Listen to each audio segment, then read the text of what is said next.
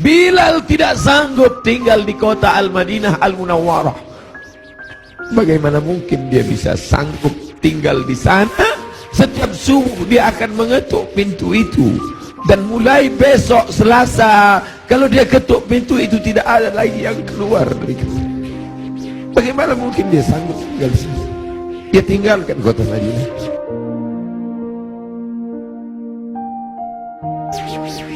Bilal tak sanggup memandangkan azan. Bilal pergi ke negeri Syam. Dia tinggalkan kota Al-Madinah Al-Munawwarah. Dia pergi ke negeri Syam. Sampai akhirnya Anas bin Malik pergi pindah ke Basrah. Anas bin Malik sahabat yang terakhir meninggal di Basrah tahun 93 tahun 94 Hijrah. Mereka tidak sanggup. Mereka tidak sanggup tinggal di sana. Sebagian sahabat menetap karena kekuatan iman, kekuatan cinta. Tapi sebagian sahabat juga harus menghindar jauh karena kerinduan yang begitu mendalam. Sampai akhirnya Bilal tetap menetap di sana. Sampai akhirnya Umar merasa perlulah Bilal kembali sekali-sekali. Datanglah Bilal ke kota Al-Madinah Al-Munawwarah. Aku tidak sanggup, kata Bilal. Bagaimana aku akan mengumandangkan azan di sana? Yang biasanya kalau aku mengumandangkan azan, setelah itu aku iqamah. Kalau aku iqamah ada yang keluar dari kamar itu. Nanti kalau aku iqamah tidak ada yang keluar dari sana. Tidak sanggup aku. Sampai akhirnya datang Sayyidina Al-Hasan, Sayyidina Al-Husain. Bilal tidak sanggup menolak. Ini yang meminta adalah cucu Nabi Muhammad sallallahu alaihi wasallam. Datanglah Bilal. Datanglah Bilal ke kota Al-Madinah. Kami tahu cintamu kepada Nabi luar biasa. Kami tahu engkau bersama dengan Nabi sallallahu alaihi wasallam. Kami tahu bahwa engkau amat sangat kagum besar cintamu. Tapi datanglah. Bilal tak sanggup menolak. Yang akan dia temui ini bukan orang biasa, tapi cucu yang mengalir darahnya dalam darah mereka. Maka dia datang. Hari itu Bilal datang ke kota Al-Madinah. Bilal mengumandangkan azan subuh. Terdengar suara Bilal, Allahu Akbar, Allahu Akbar. Sahabat mendengar suara yang tak pernah mereka dengar. Itu suara orang yang dulu ketika azan berkumandang pasti Nabi akan keluar. Kalau begitu Nabi hidup lagi, kata mereka. Itu dulu suara. Dulu sudah lama kami tak mendengar suara itu. Berarti dia sekarang sedang berada di Madinah. Berarti dia sedang datang sekarang. Kami ingin mendengarnya. Kami ingin ramai sahabat Nabi datang berbondong-bondong. Ramai mereka datang ke Masjid Nabawi karena mereka yakin dan percaya kalau suara itu keluar Nabi pasti akan datang. Tapi ternyata tidak. Ketika Bilal mengumandangkan azan, mereka hanya berjumpa dengan Bilal. Mereka hanya berjumpa dengan Sayyidina Husain, cucu Nabi Muhammad sallallahu alaihi wasallam. Kita tak pernah bersedih. Kita tak pernah bersedih. Kita hanya mengucapkan setiap hari Assalamu alayka ayyuhan nabiyyu wa rahmatullahi wa barakatuh. Nanti kalian akan minum dari telaga ini. Nabi naik ke atas mimbar, aku lihat ada telaga, kata Nabi. Ada telaga Haud dan kalian akan minum di sini.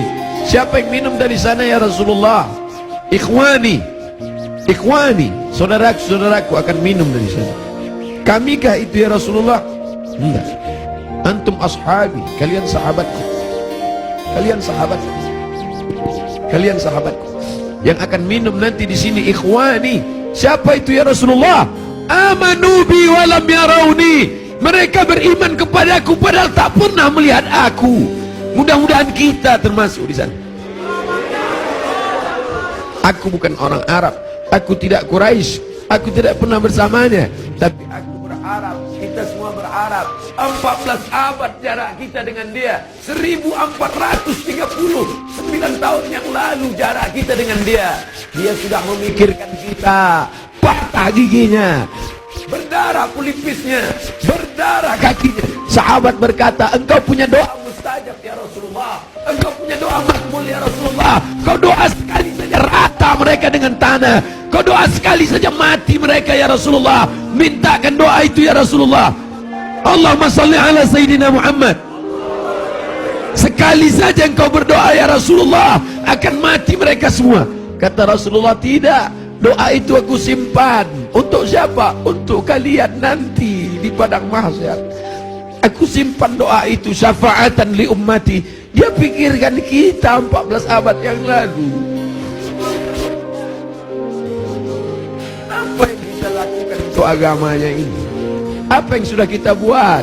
Orang-orang kaya, tolonglah agama Allah ini. Kalian dirikan MDA, tolong fakir miskin. Air mata tidak cukup untuk menolong agama Rasulullah SAW. Pemimpin-pemimpin, raja-raja, sultan-sultan, kalian semua akan mati menghadap Allah. Satu-satunya syafaat hanyalah syafaat Rasulullah SAW. Sungguh ini, bapak-bapak dari kepolisian, bapak-bapak dari TNI, hadirin hadirat sekalian, kita semua insya Allah mendapat syafaat Nabi Muhammad SAW. Cinta kita mendalam. Abdul Somad, kau bukan siapa-siapa. Mereka mendengar kau bicara karena yang keluar dari mulutmu itu hanyalah sabda Rasulullah SAW. Kau hanya meminjam kemuliaannya. 0,001% yang dipinjamkannya ke mulutmu. Kau hanya cerita tentang dia. Mereka sayang kepadamu karena dia. Allahumma salli ala Sayyidina Muhammad. Kami cinta kepada Allah, kata Yahudi. Kami cinta kepada Allah, kata Nasrani. Kami cinta kepada Allah. Qul, katakan, in kuntum tuhibbunallah, kalau memang betul kalian cinta kepada Allah, fattabi'uni, ikuti aku. Tidak ada yang diterima di akhirat kecuali orang yang mengikuti Muhammad. Asyhadu an la ilaha illallah wa asyhadu anna Muhammadan Rasulullah. Kerinduan kita kepada dia. Mereka dulu mencium wajahnya, mereka dulu mencium tapak tangannya. Apa kata Anas bin Malik, orang yang paling beruntung itu? Khadimtun Nabi 10 sinin, aku melayani dia 10 tahun lamanya. Sendalnya aku bawakan, air wuduknya aku siapkan, aku berjalan di belakangnya, aku cium tapak tangannya, lebih halus dari sutra, lebih harum, atyabu min ri'il miski, lebih harum dari semerbak kasturi. Kami tidak seberuntung engkau Anas bin Malik, tapi kami ingin ikut bersamanya, dan kami ingin minum di telaga itu bersama Rasulullah sallallahu alaihi wasallam. Siapa yang minum di telaga ini la yadma'u fiha abadan, tidak akan haus untuk selamanya. Selamatkan anak-anak cucu kami ya Allah, jangan sampai beralih akidah kepada yang lain. Kerinduan kita kepadanya hanya dapat kita lakukan dengan 1, dengan 2, dengan 3. Tolong agamanya, tolong agamanya. Dan kita berbanyak selawat. Asal datang rindu dalam hati selawat. Allahumma salli ala Sayyidina Muhammad wa ala ali Sayyidina Muhammad. Tapi dia juga masih punya keturunan-keturunan. Ada keturunan-keturunan itu tetap terjaga. Para habaib kita, Habib Omar bin Hafs, para ahli bait yang ahlu sunnah wal jamaah, ahli bait yang mencintai Omar tapi juga mencintai Ali, ahli bait yang mengagungkan Ali tapi juga tidak mencaci maki Abu Bakar, Omar, Uthman. Karena ada juga yang mencaci maki Abu Bakar, Omar, Uthman. Ikutlah ahli bait, ikutlah keturunan Rasulullah sallallahu alaihi wasallam yang tidak membeda-bedakan antara sahabat. Mereka tetap berkata Abu Bakar Siddiq radhiyallahu an, Umar ibn Khattab radhiyallahu an. Para habaib, Habib Ahmad Al-Kaf, Habib Jindan, Habib Zaid ibn Sumaid, para habaib yang tak mungkin saya sebutkan satu persatu. An asila ila qarabati Rasulillah sallallahu alaihi wasallam, menyambung hubungan dengan para habaib keturunan Rasulullah. Ahabbu ilayya, lebih aku cintai min an asila ila qarabati, daripada menyambung hubungan dengan kerabatku sendiri. Motivasi itulah yang membuat al-fakir yang hina datang menjumpai Habib Rizik Syihab, mencium tangannya, memeluknya, karena dia salah satu dari bagian keturunan Rasulullah sallallahu alaihi wasallam yang berpegang teguh kepada ahlu sunnah wal jamaah. Kita muliakan mereka bukan hanya sekedar darahnya mengalir dalam darah mereka, darah Nabi ada dalam darah mereka, tapi juga karena mereka memperjuangkan syariat datuk mereka. Kita ikut bersama mereka. Yang kita inginkan adalah kita semua bersama, anak, istri, keturunan, cucu, cicit, sahabat, kerabat, jamaah, bersama dengan Nabi Muhammad sallallahu alaihi wasallam.